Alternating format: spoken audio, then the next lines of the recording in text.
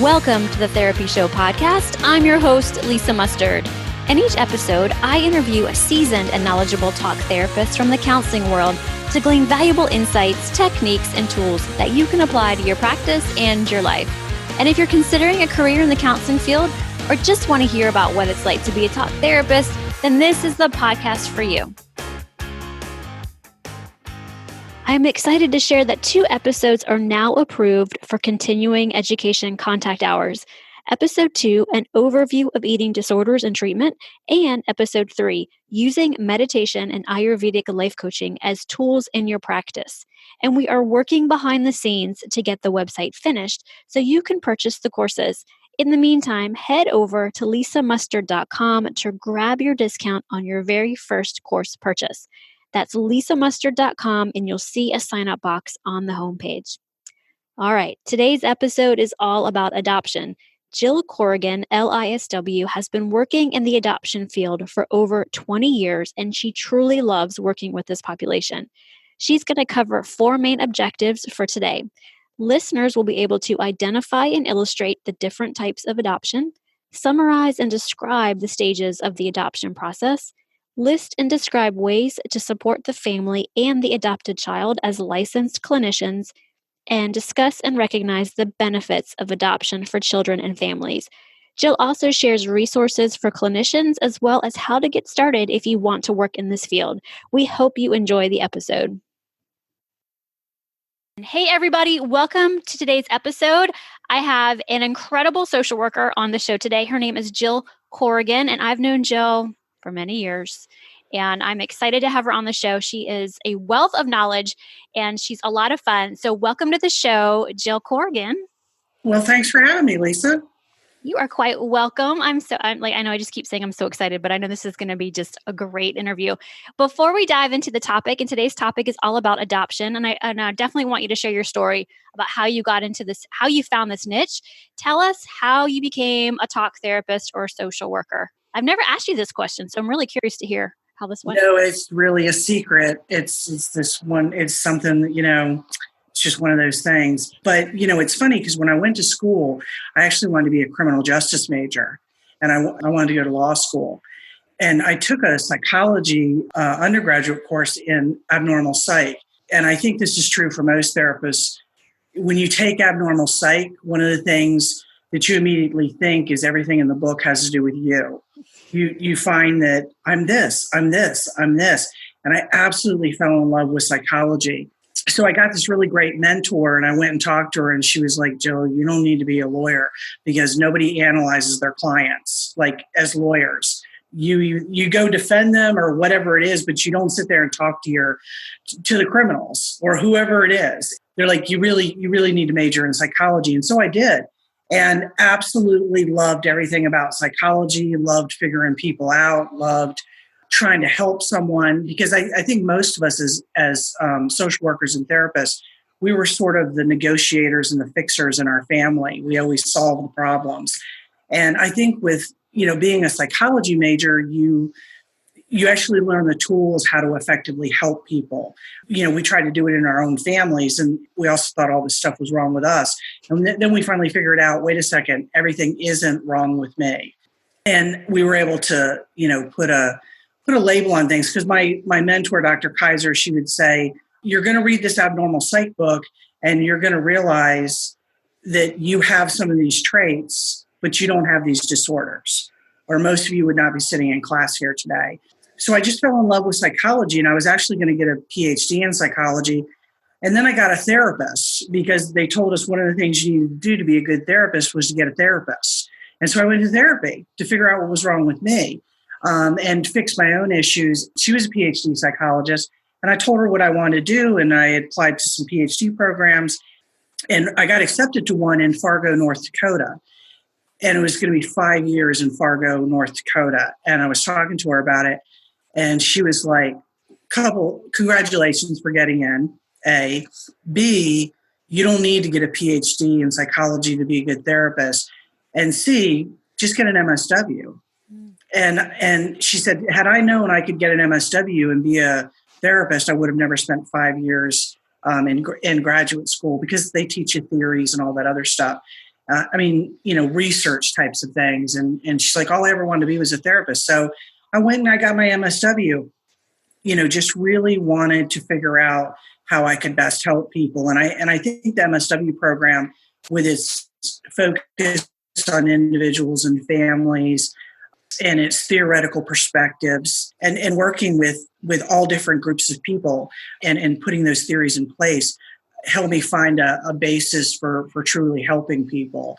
I didn't know that I wanted to be a therapist, though, when I was just getting out of graduate school, though. I knew I wanted to help people, and I knew I wanted to use psychology, but I just didn't know how that was going to work. So here I am 20 some years later, and I'm a therapist. And I love what I do. I love working with people.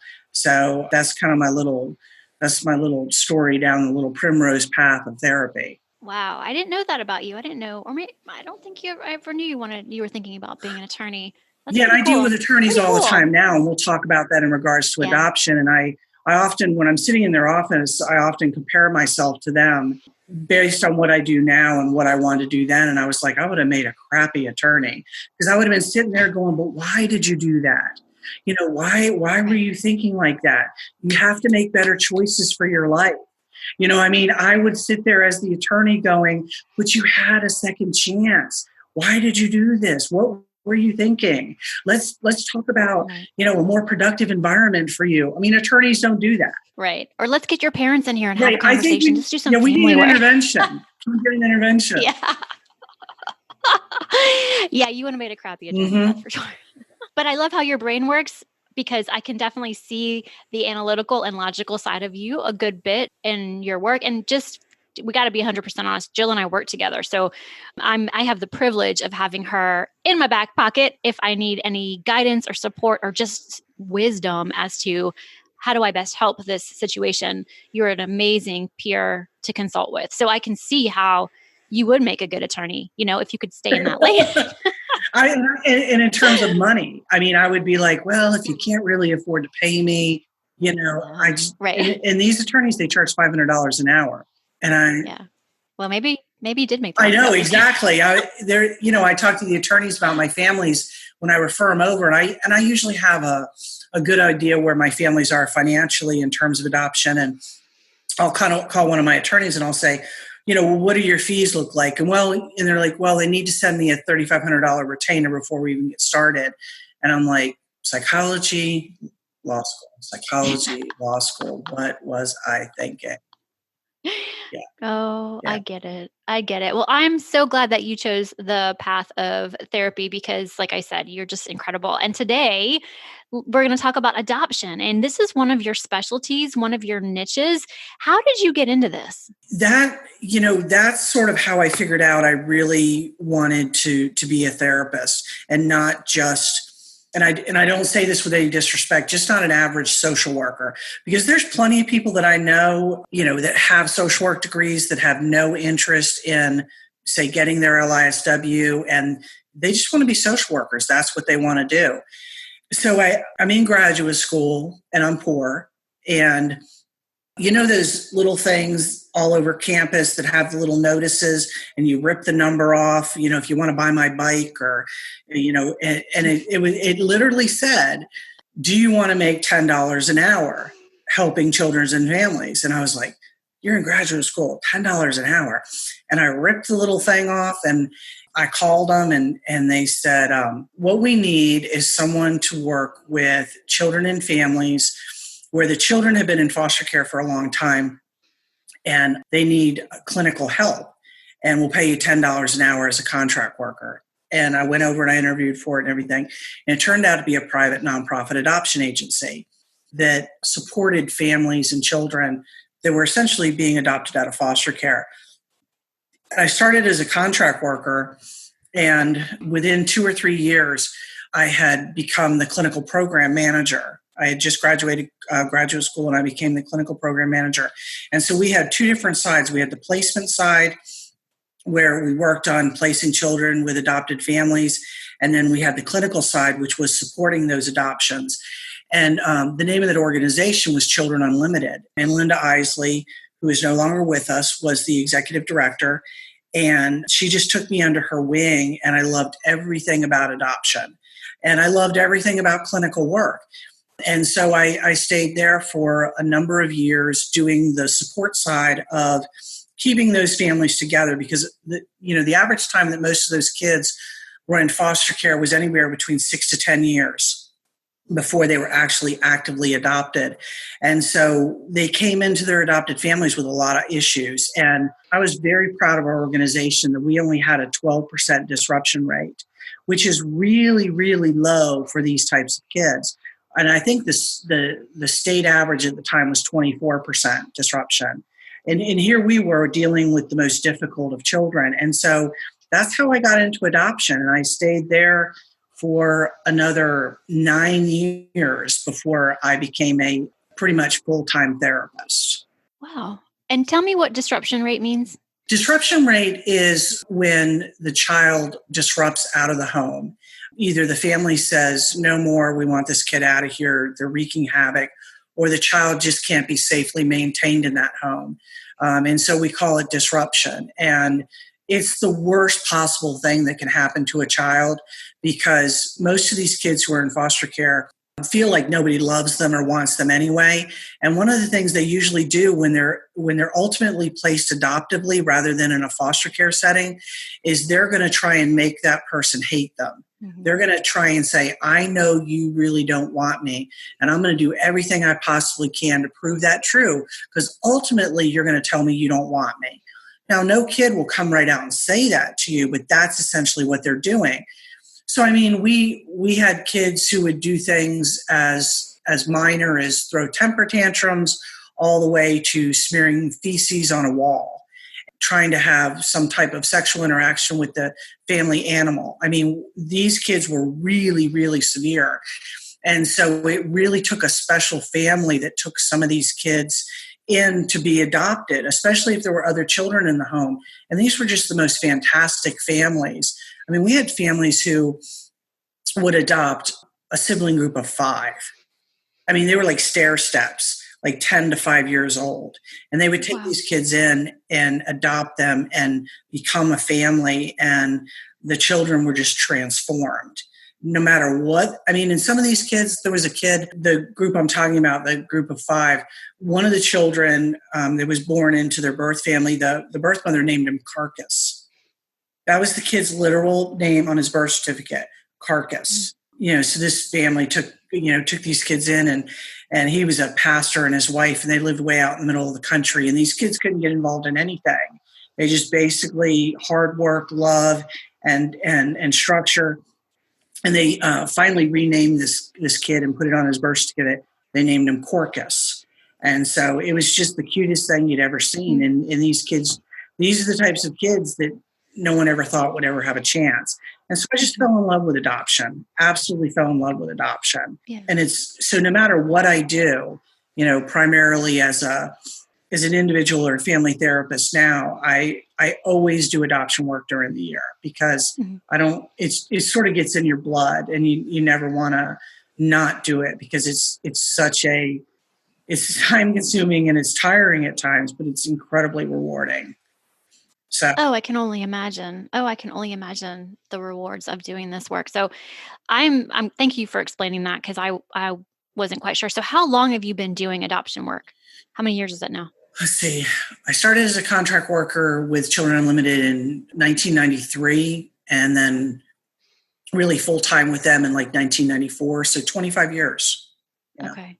Wow. So after you were with them, where did you go next? What's your career been like? Well, after I left them, Children Unlimited merged with Family Service Center in South Carolina, and I became, and they became a division of Family Service Center. And I became the director of behavioral health services at Family Service Center. And then after a few years, I decided to go into private practice and left there and started my private practice in 2007, and was primarily in private practice from 2007 to 2000, almost 15. Yeah, 15.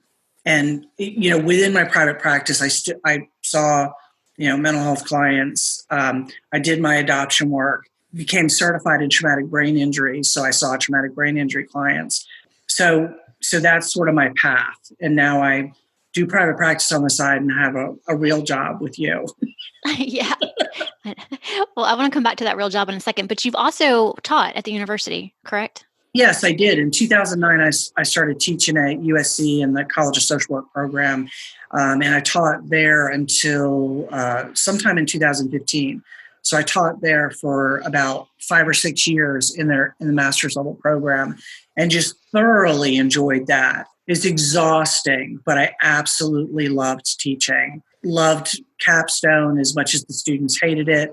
I usually taught the theories classes with working with individuals and families and the capstone classes, but I absolutely loved teaching.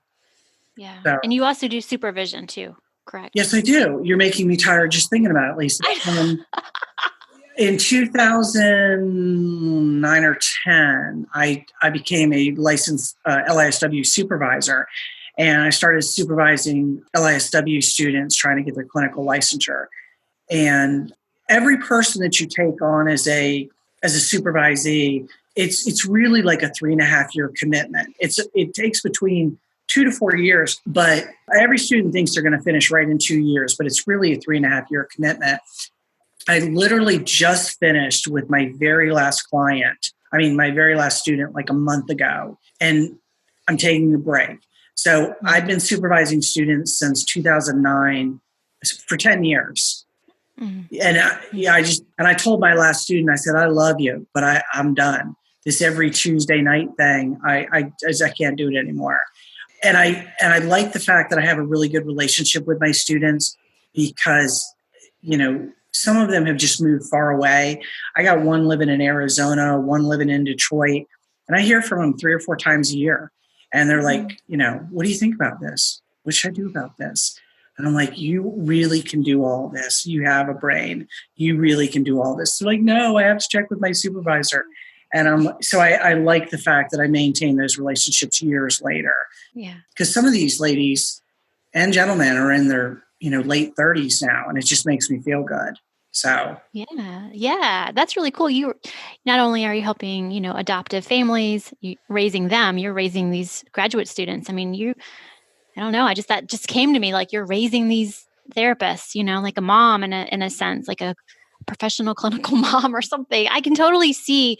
And I have a really interest, and I know we're kind of getting on a tangent here, but this is important. When I was working at an addiction recovery center, one of the gals was in grad school and she was in social work, and she said, oh, my supervisor's coming tonight.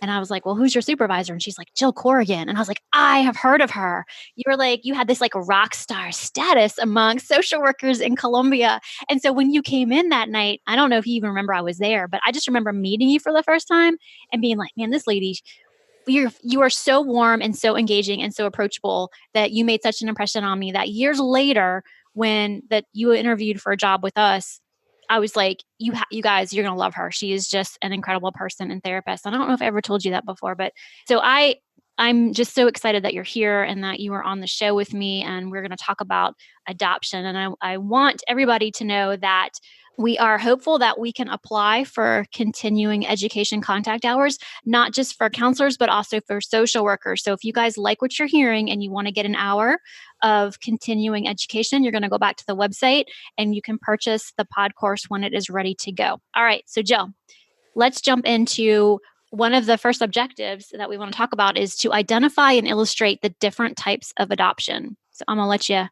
let you have at it. So when we talk about adoption, I think the easiest way for me to do this is to sort of talk about it the way I would talk to my families about it. Okay. Because when you talk about adoption and you don't work in the field, you don't know what you don't know. And it's such an overwhelming subject when you think about it. And, oftentimes when I tell people I'm a social worker and I work in adoption, the first thing they say to me is, oh, you must have such a big heart. And I'm like, I don't know about that. I definitely love what I do, but it's not about ripping kids out of homes and all that jazz that most people think about. So when we talk about adoption, there's really 4 types of adoption. First is kinship care. And kinship care is normal situations where DSS is called on someone and the police go into the home. And this is really important to mention. social workers do not remove children from homes. The police do. The only thing that social workers do is make sure that child has a safe place to go.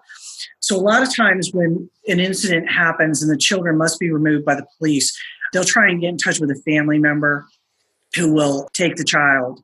And let's say something else happens, like a parent dies and the children are left without a parent. And oftentimes they're placed in kinship care. And a lot of times foster care payments can help with that.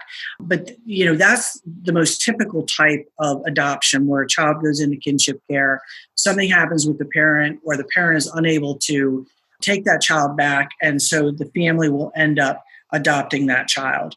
The next way is foster adopt, which is what I started my career in. And with foster adopt, the child goes into foster care.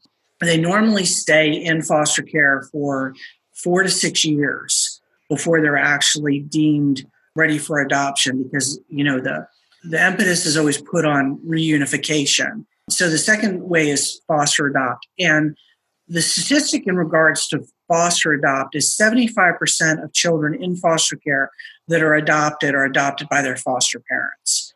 And a lot of the times, because that, people get into foster care to do it temporarily, but these kids remain with them for so long that they're just like, this kid is our family. We're just going to go ahead and adopt. So the majority of children, and it's usually children who are 6 or older. Whenever someone hears about a baby left at a hospital and they have Daniel's Law, where someone can drop a child off at a fire station or a hospital and then not get charged with abandonment, you have all kinds of families that are jumping in to get that baby. But a lot of times that child ends up in foster care and ends up going back to the birth family. So with foster adoption, you're usually looking at older kids, 6 or older. Then you have international. And international is very specific. You're going to adopt from a country. You're going to get a kid. It's very expensive. We're talking $40,000 to $45,000, and usually can take you about 3 years. But the thing about an international adoption is 2 things. You're going to get a child, and there will be no contact with the birth family at all. And a lot of people like that because it's a very closed adoption. And they're going to return with a child that they're going to be able to domesticate in terms of the law, get an American birth certificate, and then that child becomes part of their family. So there's international adoption. Then there's this most typical one, which is what I do these days, which is domestic adoption. With domestic adoption, you're usually almost 99% of the time talking about newborns.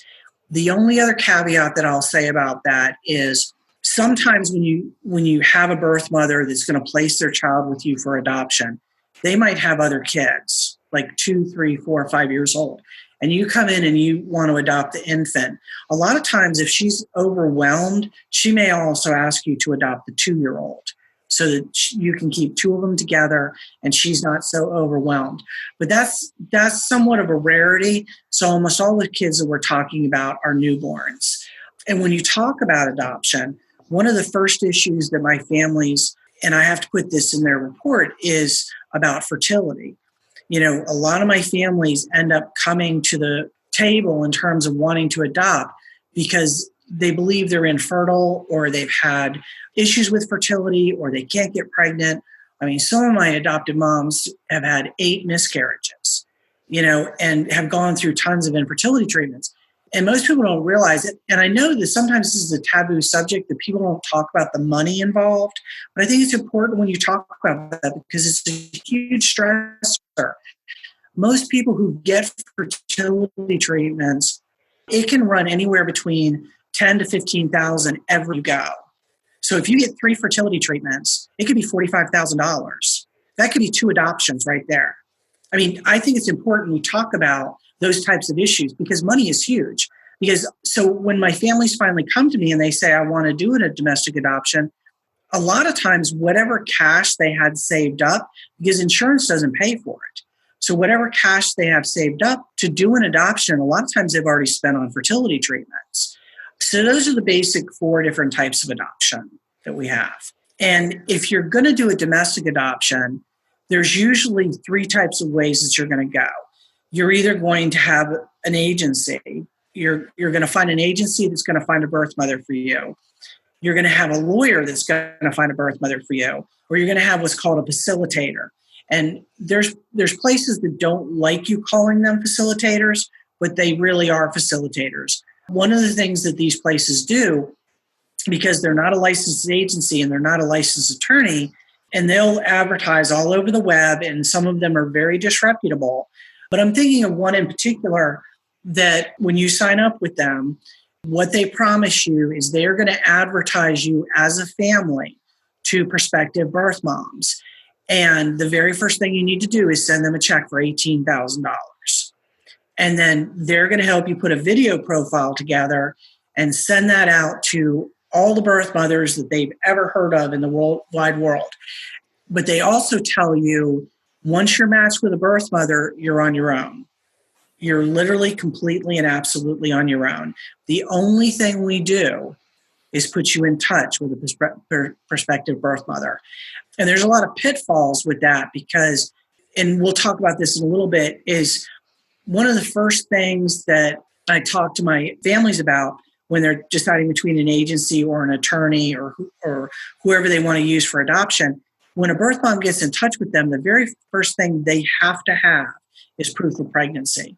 Because there's lots of birth moms out there, unfortunately, that'll scam you, that'll sell themselves to different adoptive moms. And so I'll say, well, do you at least have proof of pregnancy?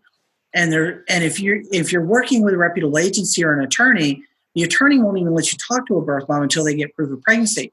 But when you work with one of these other agencies, like the facilitator one I talked about, you have to get proof of pregnancy. And so if I get involved with a family that's already signed up with one of these organizations, which I have to tell you happens about 40% of the time, it's not unheard of. They refer these families to me for their reports. And so, my side of it is the adoption side, which is helping the family prepare all their necessary paperwork to adopt. I don't do the placement of children. I don't find the birth mothers. And so a lot of times these families will come to me 40% of the time and they've already engaged with one of these facilitators for 18 grand and they don't understand what they've just gotten themselves into because they could have signed up with an agency or an attorney, and it could have, cost them 25 or 30 grand and everything would have been taken care of. All these questions answered, everything. But it's like I said at the top, you don't know what you don't know. So anyway, it can get kind of dicey when I'm trying to work with these families if they've already signed up with an organization that I take issue with at times. That's the easiest way to put it. I know that they mean well and they try and be as upfront as they can and say, look, this is all we're going to do for you. But it just really leaves some families hanging. The last thing I want to say about the types of adoption is closed versus open. Back in the 1950s, when girls would get pregnant, we would say they were going to Aunt Martha's house and they would go to an unwed mother's home where they'd lay in this bed with all these other pregnant teens and give birth. And then the children would be placed in another room and people would come in and pick out the child and then they would leave. And that's how we used to do it. And that was a closed adoption. The birth mother never met the adoptive parents. There was no coordination between the two, and they walked away with their child. And then Susie went home to mom. I mean, that's a Sunday school story about adoption from 1950s. And nowadays, we just don't have closed adoptions. We've decided clinically it's not good for the children, it's not good for the birth mother, it's not good for the adoptive family. So what we have most of the time is what's called a semi-open adoption. And almost, I would probably say 95% of the adoptions are semi-open, and almost all reputable lawyer or agency will make adoptive families say, we want a semi-open adoption, because a closed adoption really isn't good for anybody clinically. And so that means that the adoptive family will meet the birth mother or birth father, and they'll have some kind of contact. They'll send pictures or letters or updates about the child, all the way to an open adoption. And an open adoption is where I've had adopted families that will adopt a child and the birth mom will come visit them several times a year in their home. And so the child always knows who their biological mom is. I only have, say, 2% of my families that do completely open adoptions. And when I have a closed adoption that I'm working with, it's usually because the birth mother wants it that way. Because the birth mother has the right to say, I don't want to meet anybody. I just want to place my baby for adoption and I want to move on with my life. So that is the different types of adoption, sort of from beginning to end. All right. I'm enthralled. This is such new information for me that I'm loving this. This is just great. So thank you for going over all of that. Now let's move into summarizing and describing the stages of the adoption process. When a family finally decides that they want to adopt, and it's usually because they can't have children of their own, I would probably say about 10% of my families would tell you that they've always wanted to adopt. And they knew after they got married and got settled that a few years later they were going to adopt. But most of my families, it's due to infertility.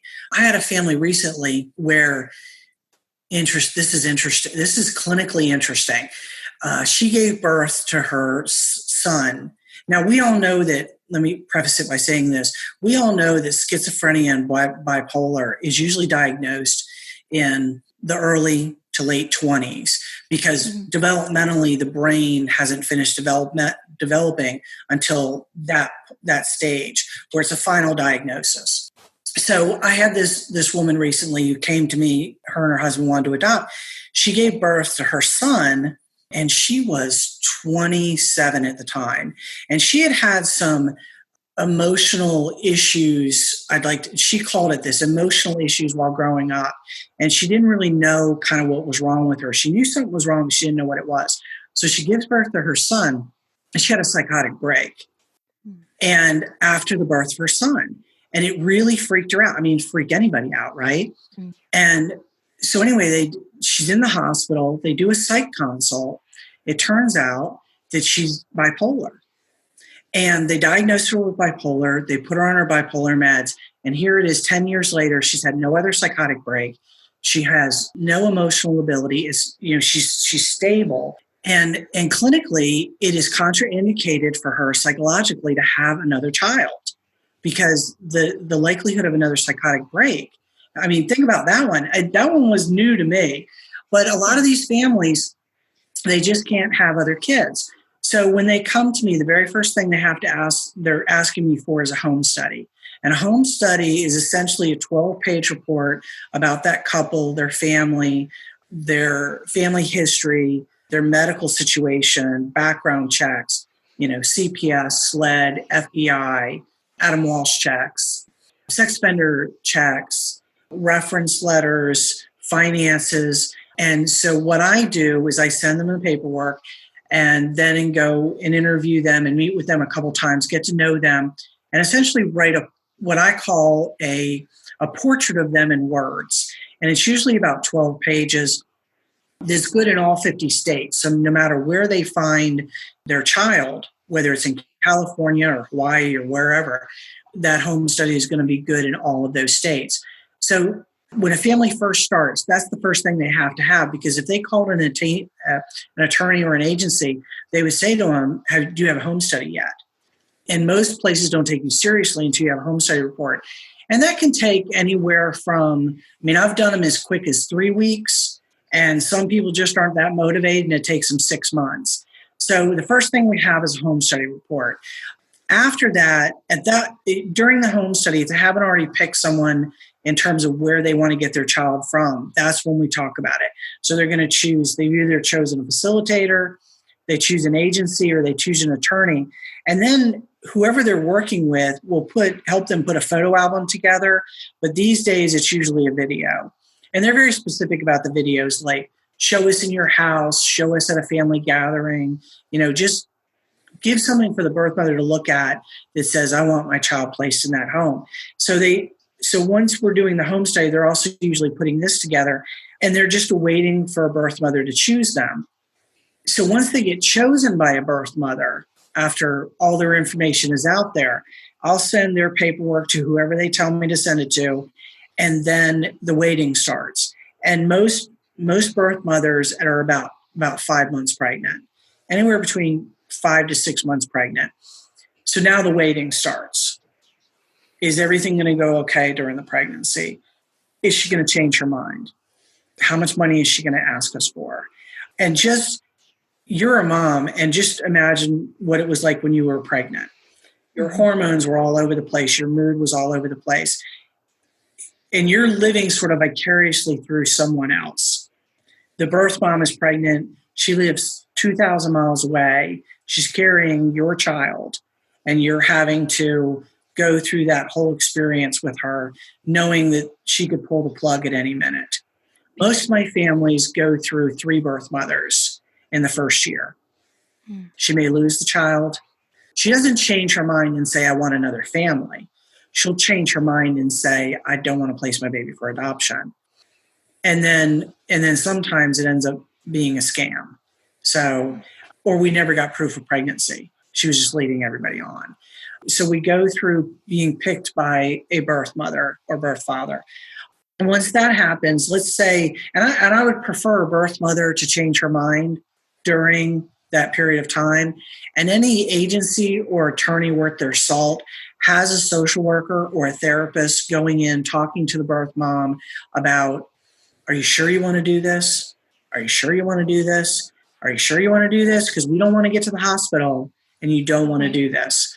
Because with a lot of these birth moms, it's a denial thing. And until the baby is really here, it's not real.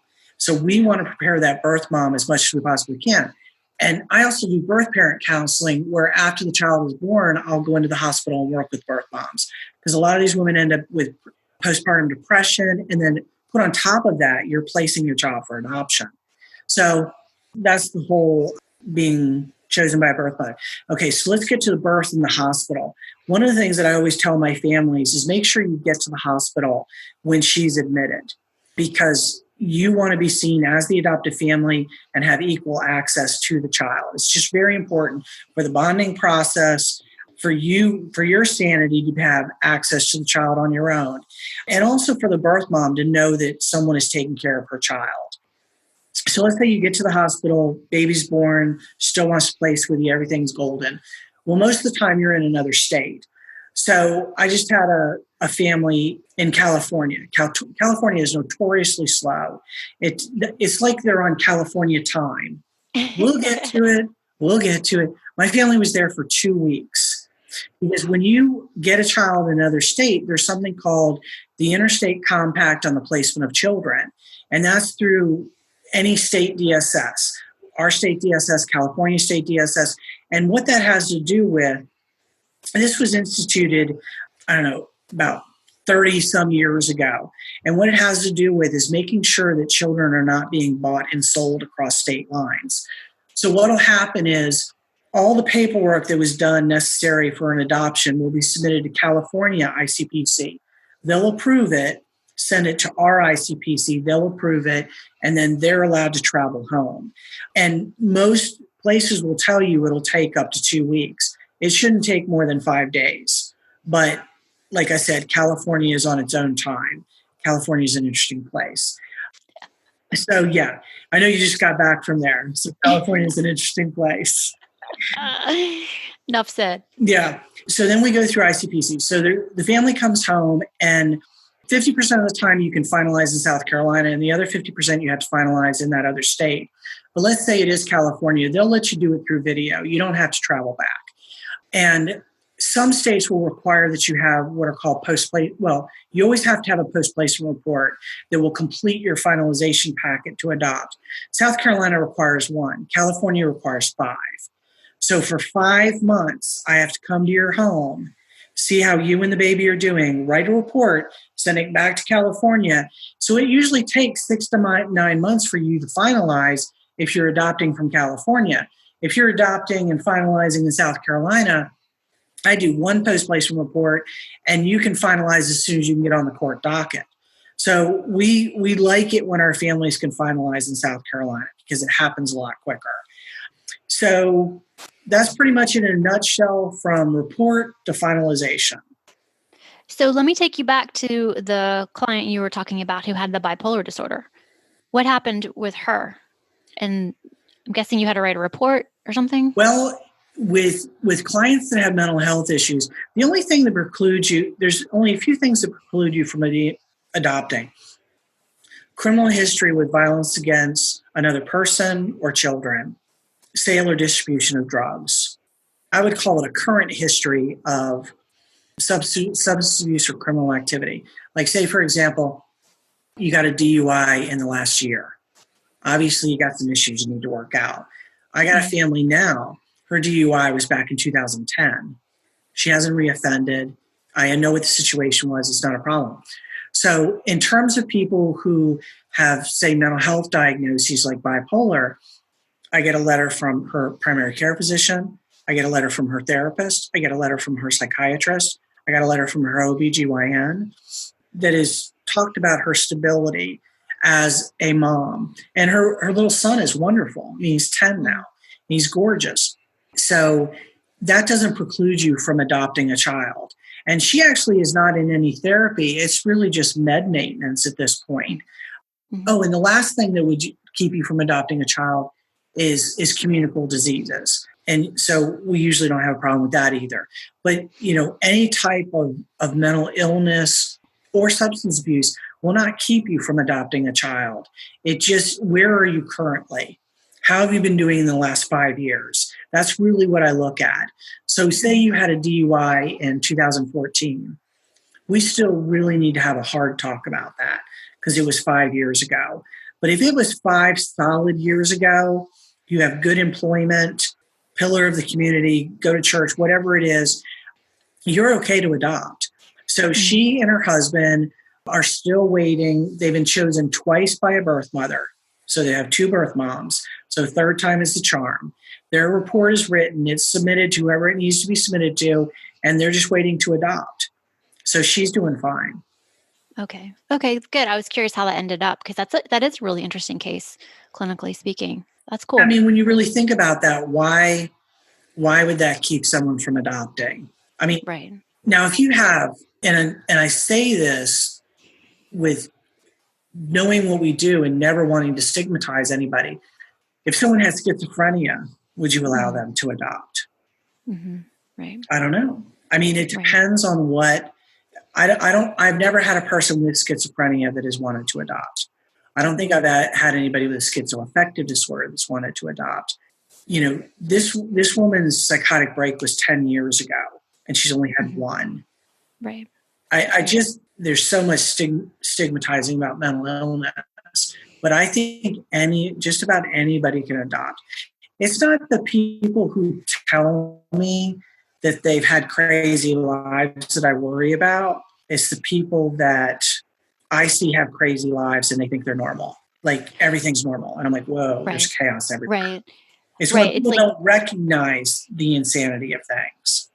Sure. And I think that's the concern that across the board for a number of different things, like when things are crazy and there's no insight to that they're crazy, or no awareness. It's very different when you go, 10 years ago, I had a psychotic break. This is why, this is what I'm doing now. And I've been stable. It's different for sure. But yeah, we don't want to stigmatize anybody with mental illness, but I understand exactly what you're saying. Right. And I think that most of our listeners are nodding their head and agreeing and getting it. This is just great. Okay. So as we kind of pivot just a little bit, talk about like ways that you can support the family and the adopted children as licensed clinicians. So for example, maybe we're not part of the adoption process, but maybe we get hired, after the adoption happens and the families just are kind of like preemptively or preventatively wanting to do some work. So how can we as licensed clinicians or talk therapists, how can we support and help? Well, also think about it like this, Lisa. We, as therapists, we find it a strength when people are in therapy. I would never deny someone an adoption home study if they told me they were in therapy, because I see that as a sign of strength. Most of us do. So what I would say is not only after the adoption, but during the adoption, it's a very stressful time. And if it's financially stressful, it's emotionally stressful. So if my family needs to be in therapy, either before, during, or after, I'm definitely going to support that. But as clinicians, one of the things that we can help our families do is assist with decision-making, because it's a really stressful time. And a lot of times these families feel like the birth mothers are holding things over them. Like, if you don't act the way I want you to act, I'm going to take my child. And these families desperately want to adopt. So we can help them because we don't have a dog in the fight. We can be the objective people and just assist them with their decision making during the adoption, while the birth mother is still pregnant, but after the adoption. She's contacting our attorney. She wants to have some kind of contact with the baby. What do you think about that? How can we assist them with making sound emotional decisions for them as a couple, but also financial decisions and what's best for their child? So how can we assess them with that? Sometimes, especially during the adoption, if a family is left on their own, like this facilitator that I told you about, we can't, as clinicians, we can't assess the birth mom, but we can sort of assess the birth mom de facto. Give us what you know. Tell us what you know so we can help you assess the situation. Does this sound crazy? Does this sound plausible? How can we assist you with assessing the birth mom? And so we're not clinically assessing her, but we are kind of clinically assessing her. And one of the things that I would remind clinicians is no one who is all together is placing their child for adoption. If you're completely stable and psychologically and financially sound, you are not placing your child for adoption. So who is placing a child for adoption? People who are financially insecure, substance abuse, have mental illness, and usually the living poor. They're living day to day, hand to mouth. So you cannot expect these people to have logical decision-making abilities. You're placing your child for adoption. That's not a normal thing. So we can help support them through the adoption process and help them decision-making with their birth moms. We can help support them while they're out of state, helping them keep their sanity. We can talk to them about postpartum depression. We can talk to them about their own depression. And in terms of the adopted families, a lot of times what their depression sometimes has to do with is expectations. And a lot of people don't talk about this is we don't like the way the baby looks. They're not what we expected. It's not a girl. It's not a boy. Whatever it is about the child, it did not meet our expectations. So how can we help them be the best parent, knowing that they've taken this person into their home that may not be their perfect child? And that happens at times. There also may be attachment and bonding issues that start occurring later. So how do we deal with those types of issues? How do we talk to the children about adoption? I get that question all the time. When should I start telling my child about adoption? And I said, as soon as they can hear you. As soon as they can hear you. Because as soon as you destigmatize adoption, it's not going to become this world in their head about, they create these stories. I was stolen from my birth mom. People bought me, this happened, that happened. So as soon as your child can hear your voice, you need to start talking about adoption. And the children are not fragile. They're going to have questions. So how do we help support those kids? Well, what if they start asking questions about their birth mom? What do you tell them? Well, what did you ask for from the birth mother? Did you get a letter from her? Were you able to get anything? Were you able to get a picture of her? I have kids whose parents tell them about adoption from the minute they can hear. And when they're 18, they are just beautiful, productive, wonderful kids that feel loved and accepted.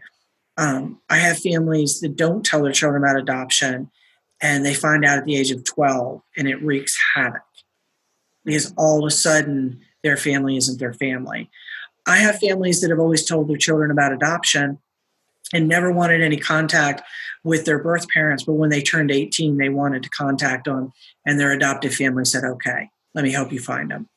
And there's actually a DSS reunion registry that a kid can go to DSS reunion registry and see if their birth parents have put their contact information on there, and it'll put them in touch with each other if they want to do it when they're 18. So, wow. Yeah, very cool. That's really cool. And everybody makes the decision based on what they think is best at the time. But I like how you say, start talking as soon as they can hear you, which is they hear you when they come home with you. That's right. Right? Yeah. I loved you so much, I adopted you. Of all the children in Oh, the world, I chose you. And when my families end up in California for 2 weeks with crazy birth moms that are just taking them through the ringer and feel like they're fleecing every last dollar out of them, I tell my families, look, 6 months from now, none of this is going to matter. You're going to be home with your baby and you're going to be doing great. yeah. I do want to say, though, that because you never know what people are going to take issue with. I would probably say 90% of my birth mothers are the bravest people I've ever met on the face of the earth. To place their child with another family is huge. Mm-hmm. I can't say that enough. They are resilient and wonderful, loving people who choose. A lot of times they have substance abuse problems, and they'll choose not, the minute they know they're pregnant, they won't have another drug or another drink until that child is born. And they will give birth to that child and then begrudgingly, because they're mothers, turn that child over to someone else to raise it. They're wonderful, brave people. There's a few bad apples like in every arena that just sort of ruin it for everybody. Sure. Yeah, I can imagine. Okay, well, I want to ask, are there any questions? But it's just I'm just like, there's Isn't that funny? Yeah. And the thing is you when you first hear all of this, you just feel so overwhelmed because you're like, I didn't even know what I didn't know, and now I don't even know what to ask. So just imagine you're one of my adoptive families, and this is the conversation that we just had for the last hour. Their little eyes are like blanking at me like big saucers. And I'm like, do you have any questions? And they're like, can we get back to you? I don't even know what to ask. Well, yeah. I mean, it's just, and me sitting over here as a mom, I'm going through like the emotional roller coaster of like putting myself on both sides, just imagining being in that position, knowing what I know about going through pregnancy and, having children, and then expectations of those babies. And, oh, wow. I mean, I'm over here in like overload. So if I don't say much, it's just because I'm like, oh, like, wow. So so let's keep going. So the last objective that I have for us to cover is discuss and recognize the benefits of adoption for children and families. And I think you've covered that a little bit, but if you have more to share, go, let's hear all about it. Well, in terms of benefits of adoption for children and families, it doesn't seem like it, but there are plenty of kids that need to be adopted, no matter which of the four that you choose, foster, international, domestic. There are always plenty of children that need to be adopted. It can be expensive and draining, but these children do need to have a family. So the benefits are, if you want to have a family, adoption is definitely an avenue that you should explore. A lot of these children, if they did not have a lot of families that were willing to adopt them, they would remain in homes that are abject poverty.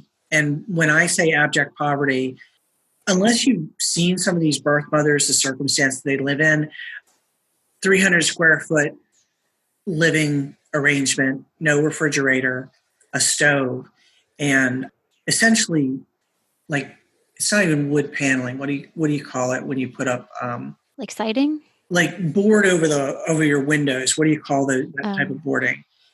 Yeah, I know what you mean. That's the floor and the ceilings. There are no real walls.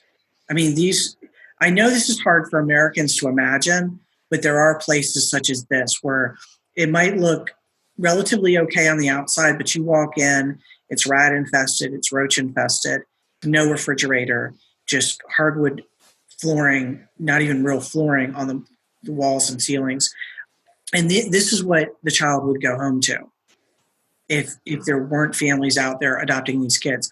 A lot of times these birth moms have substance abuse problems, mental illness, obviously financial issues.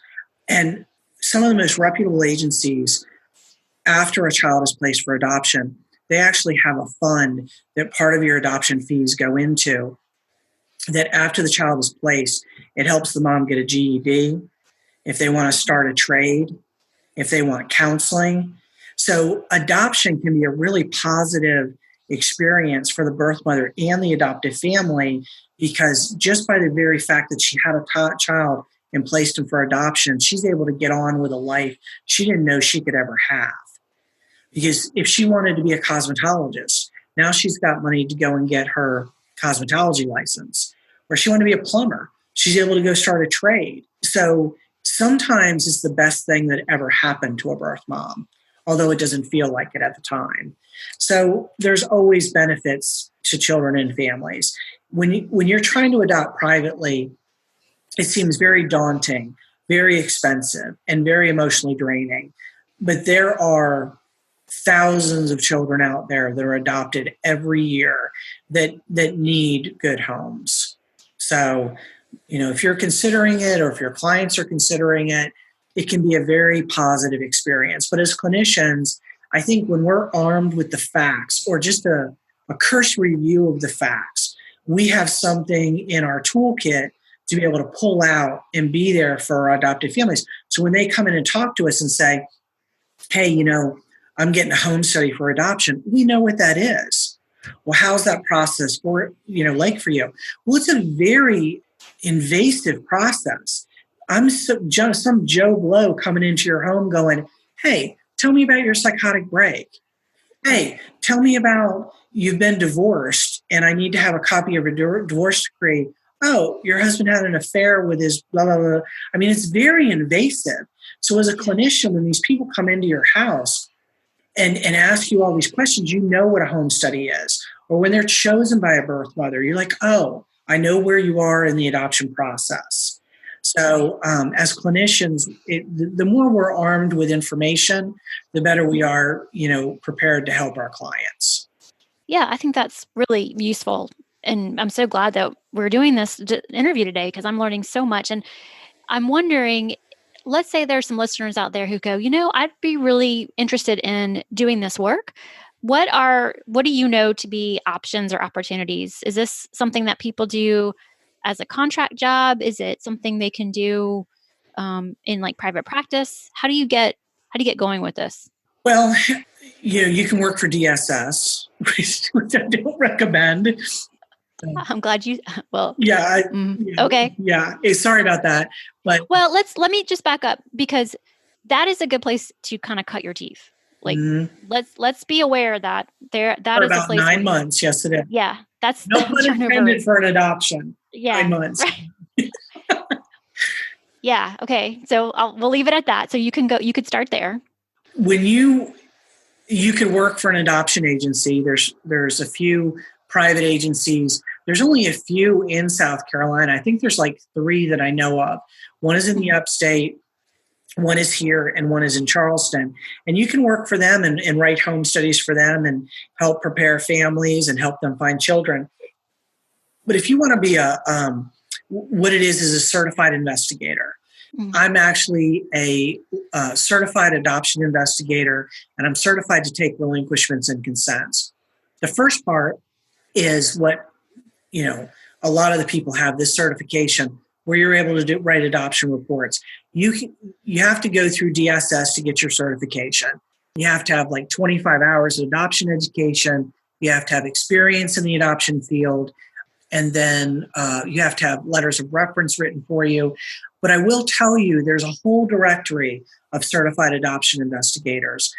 So if your passion is this work, you really need to get to know some attorneys or some agencies and let them know that you're one of those very knowledgeable, good workers who's going to take care of their families. We live in a small state. And because I've been doing this for 25 years, I know a lot of the attorneys and I know a lot of the agencies. And one of the reasons they'll call me is because they know I will take good care of their families. I'm not just about writing a report. I'm going to take the family through the whole process. I'm going to be with them throughout. So you can get your certification and do this privately. The second part of that certification, and a lot of people don't, when you fill out the application, you can choose to do this or not. But a lot of people leave that blank, and it's certified to take relinquishments and consents. And what that means is when an attorney can call me and say, Jill, I have a birth mom at a hospital and she wants to relinquish her rights. And the adoptive family is there. And it's not my family, which is how it has to be. I can go up to the hospital, read the documents to her, she can sign her rights away, and then the child can be placed for adoption. So I've been doing that, and adoption reports and relinquishments of consents for, 15, 20 years on my own. And the other thing is, if you want to do birth parent counseling, do you want to go to the hospital and talk to birth parents? And that's kind of a specialty in itself. So those are sort of the different ways that you can get involved. That's cool. Do you have to be licensed to work for the agencies and doing the home studies? Agencies want you to be a certified adoption investigator. So Okay. You don't have to be a licensed therapist. I professionally, having been a professor and doing what I do, you should have your LBSW or your LMSW. I really think you need your LMSW, but no one should be walking around with a dangling MSW or BSW. You should have that L attached to it. You always should be licensed. It says something about our profession when we license. So, but really all you have to have is your certification. Now, in terms of birth parent counseling, the jury's out on that. But I really think you should be a licensed therapist to do that. From an ethical standpoint, a training standpoint, but also a liability standpoint, I think you should have all of those. Yeah. No, I agree with you. I think that's wise. Anybody doing any type of counseling, or you're asking for counseling, you definitely want them licensed. That's just... And it's it's a legal situation that's fraught with difficulties.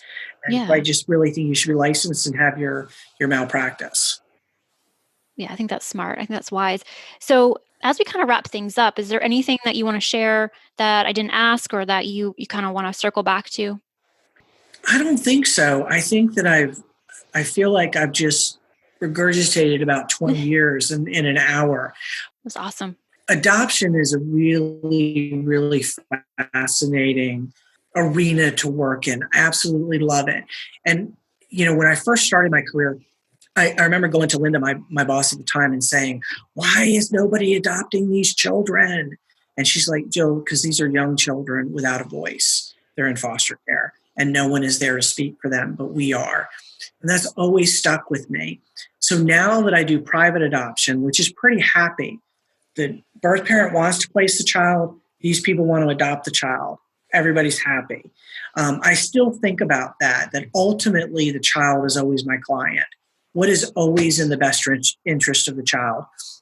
And one thing that I always tell my families, especially when they're frustrated with adopting and the birth mothers choosing them, I said, in my 27 years of doing this has never failed me. The right child will find the right family, and the right family will find the right child. And if you have to force a situation, it's usually not meant for you. And that has really done me justice over the years, that has always been the situation when it's not forced. When it's going to be difficult, but if it's always a battle, it's probably not the right situation for you. So it's a great field to work in. It really is. Okay. How would somebody, if someone listening today wanted to learn more about it, what would you recommend? Start with some adoption training. When you're getting your CEUs, instead of seeing the psychopathologies or the bipolars or the clinical things, when you go online and you're like, "Oh my gosh, my license is about to expire," choose an adoption course. Choose Adoption 101. Choose something about developmental delays in children, or reactive attachment disorder, or attachment and bonding. Choose an adoption subject. And if you find you can't get enough, like my abnormal psych class when I first started this field, when you feel like you can't get enough, then adoption is probably the thing for you. All right. That's really good advice. We all have to renew our licenses every 2 years. And actually, when we were recording this interview, today is August 30th. And if you are an LMFT or an LPC in South Carolina, tomorrow you have to have it done. And I just want to share again that the goal is to have this interview be approved by the South Carolina board of not just LPCs and LMFTs, but of social workers. So this could actually potentially count if people decide that they have enjoyed this enough and they want more. Then go back and to the website, lisamustard.com, and purchase this pod course. So this is one way to get started right here. Now, I don't know, are you cool with people reaching out and talking to you about this a little bit more? Are you open to to that? I want to make sure, because I don't want people randomly, messaging you or finding you. And Well, the first thing that they're going to ask me is, how do I become certified? Right. Okay. And I can't do that. There's nothing I can do about that.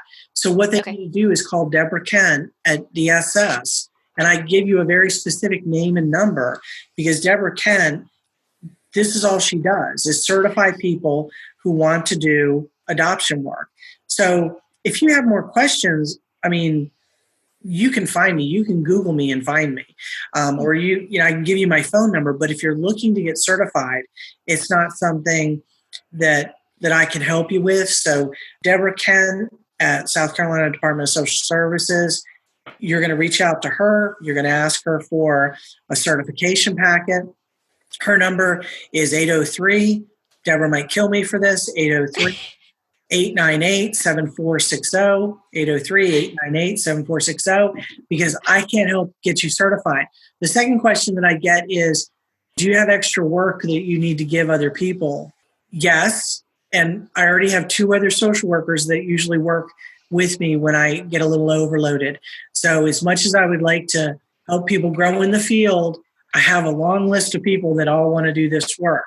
But don't let that, you can find your niche, find your own little corner of this field and do some good and pay it forward and take care of the children and families. Oh, Jill, I love that so much. Thank you. And just for folks who aren't in South Carolina, maybe they're in Georgia or North Carolina, Florida, would they just contact their DSS representative? Is that pretty much across the board? That's a really interesting question, Lisa, because in South Carolina, certified investigators are allowed to do adoption work. Other states, you have to work for an agency. It really depends on the state you work in. I gotcha. California sometimes requires a family to have an agency do their home study. But because South Carolina law allows us certified investigators to do it, but every state is different. So you really need to contact your Department of Social Services to see what their requirements are in terms of you doing adoption work. But if you work in a state where it's all about the agencies, you can do contract work for those agencies. You just need to be affiliated with one. And I don't know what those certifications are. It's different for every state. Yeah. Well, this has been such a great interview and such great information. And if anyone is looking to jump into this field, into this niche, I feel like you just kind of laid it all out and you opened my eyes to it. And, I'm thinking, this is something that I would want to transition to as things change and shift for me over here. So thank you so much for sharing your wisdom and your expertise. I've so enjoyed talking with you today. And anything else? That's it. I appreciate being here. Okay. All right. Thanks, Jill. You're welcome. Well, that wraps up another episode of The Therapy Show with Lisa Mustard. I know there are hundreds of thousands of podcasts out there, and I'm thankful you've chosen to listen to mine. Be sure to visit lisamustard.com to access the show notes and discover more fantastic content. And I'd be grateful if you subscribe to the show. Thank you.